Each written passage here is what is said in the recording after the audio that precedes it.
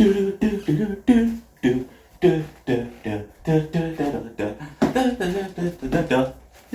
go! Oh, wrong voice. Hold on. Let's go!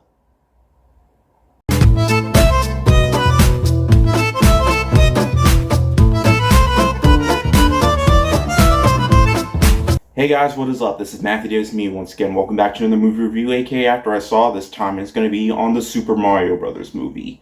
The new one, obviously. Now in this film, we follow Mario and Luigi as they live in Brooklyn as plumbers, and from there they get sucked into a mysterious pipe in the bottom of the sewers in Brooklyn. And from there, Luigi and Mario get separated. Mario has to find Luigi as he meets up with Peach, who is trying to defeat Bowser from trying to take over the world after stealing the magical star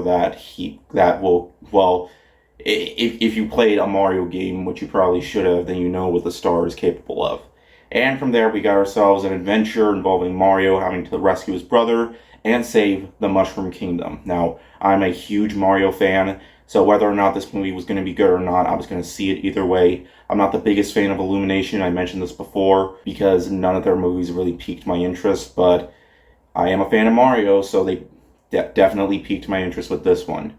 I didn't care if Chris Pratt was going to be voicing Mario, because he is, obviously, but really, they could do far worse than that. I've been a fan of Mario since I was really young. I met Charles Martinet, the original voice on Mario. Really cool guy, and I was really happy that he was going to be in the movie. Not as Mario, but as a cameo, and I was happy with the cameo that he did make. Though I kind of wished it would have been a lot more. Well, it doesn't matter. At least he's in the movie, and they gave him some love for that. So, whether or not this movie was going to be good, I did know one thing. That it would be better than that pile of junk. And it is. It's miles better than that. In fact, I enjoyed this movie more than I should have, and this is a movie that critics aren't being too nice about. I mean, I know where their criticisms are coming from, but honestly, this is the closest thing we can get to an actually really good Mario movie that actually does pay homage to the games. And this one definitely does. While it does have its issues, there are a lot more positives I can give to this movie. Like, it's colorful, it is outstanding to look at. The character models do a very respectable job of representing their video game counterparts really well, and the attention to detail on their clothes and the hair, like on Mario and Luigi's mustaches, how they actually look like they have hair, looks outstanding.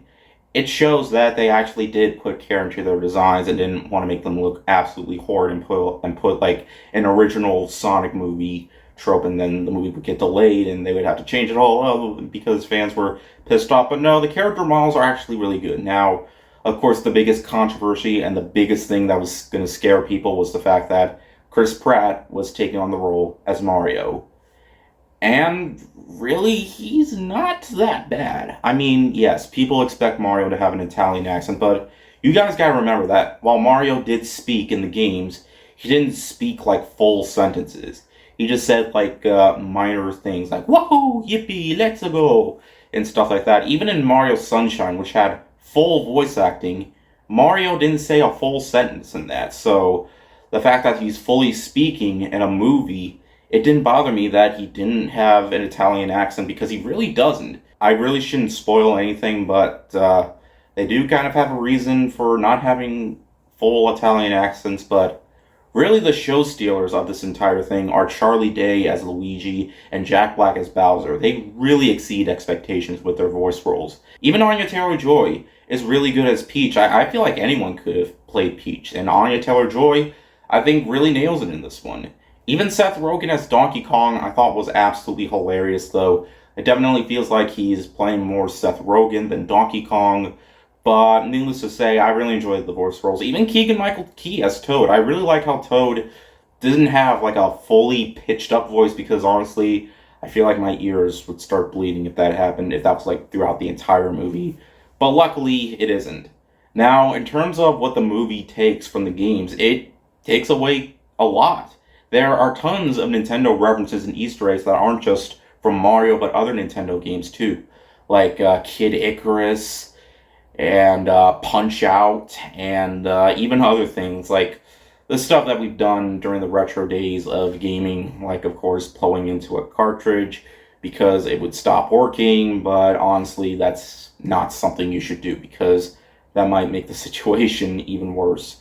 But there are tons of other fun references in here. Even some of the music are some references too, and I'm not just saying the cover of the Mario soundtrack by Brian Tyler, which is absolutely outstanding. It is beautiful. The music, the way that they use it is outstanding. Though there are times in the movie where they use like licensed songs, like popular licensed songs that we've heard in other movies before, which kind of did take away a little bit for me because it didn't really fully fit in. I mean, they're good songs, but they're songs that we've heard like a million times in other movies, and it does have some of those occasional kid tropes where there's like a lot of random slow motion bits, and Mario is just saying like his famous one-liners in slow motion, and but that's okay because the Sonic movies they had slow motion that I thought was a bit too overused, but I mean, it really wasn't a bother. Like, I didn't really expect this movie to be perfect, but really, no video game movie is going to be absolutely flawless. And I don't think that's ever going to happen.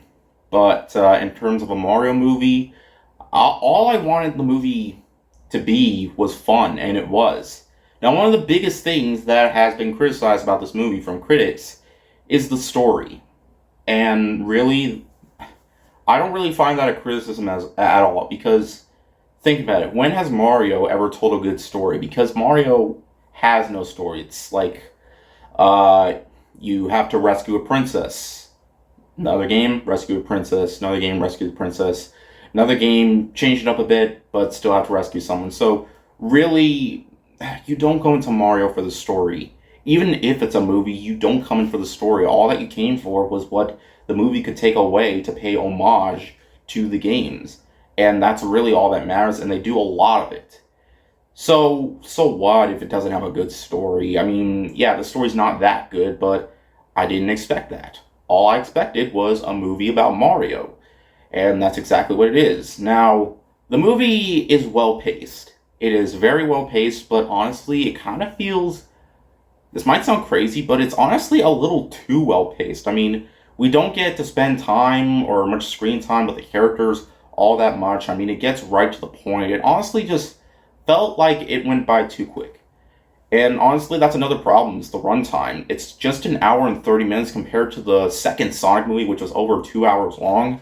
But I feel like when we do get more movies, which we definitely will, I mean, even there was an after credits that, well, I'm not going to spoil that, but I don't know. I just feel like we should have spent more time because we don't really see Mario and Luigi together that much in the movie because Luigi gets kidnapped. It kind of makes it just feel like it's the Super Mario movie, not the Super Mario Brothers movie. Though I will admit, I did like how Peach was actually an ally and she's not the damsel in the movie. So it's honestly something that I found, I don't know, interesting enough. But really the biggest show stealer out of this entire thing is Jack Black as Bowser. He's surprisingly very funny, and there are times where I didn't really recognize his voice all that much. So it shows that the voice actors do have talent behind them, and they do tend to, their voice rolls very well.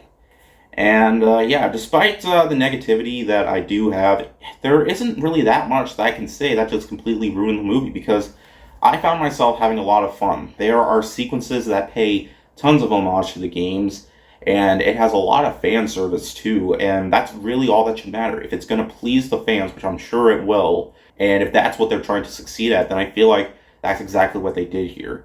It might not be a perfect movie, but honestly, it's a Mario movie, and that's all it needed to be, and that's exactly what it is. It's a Mario movie that works in terms of its visual appeal, in terms of what the game replicates to that, and in terms of what it gets right. And what it gets right is the stuff involving Mario, like of course the courses and the power-ups that he gets, though I feel like he really should have gotten more power-ups in this. Like, there's no like cape, or there's no like what else? I mean, there are fire flowers, but he doesn't really get to use one.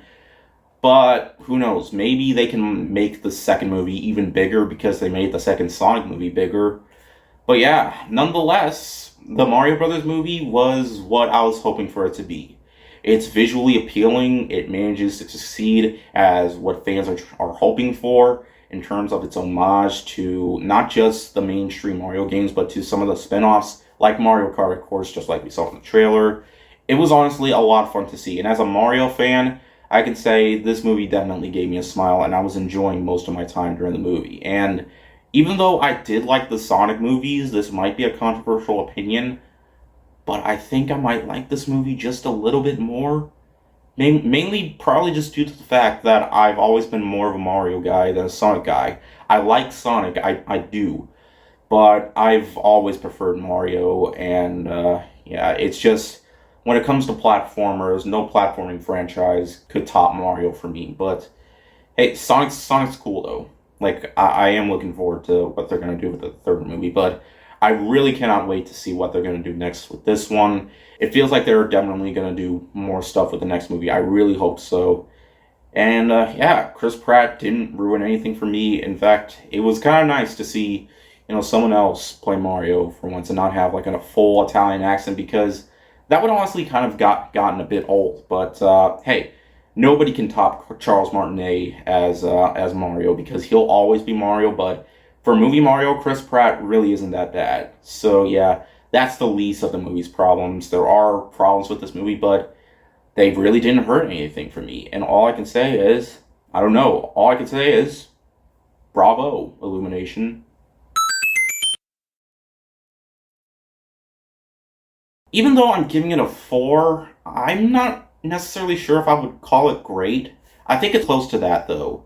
I do. So, and because some of its flaws don't really do anything to hurt my experience with the movie, I mean, I saw it in IMAX, and it was absolutely outstanding in IMAX.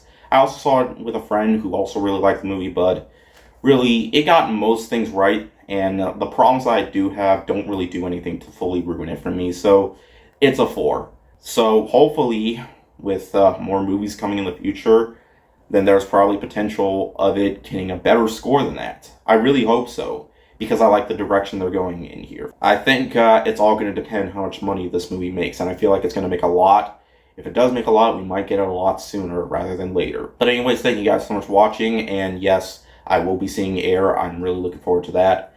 But anyways, thank you guys so much for watching, and I'll see you guys later. Word out.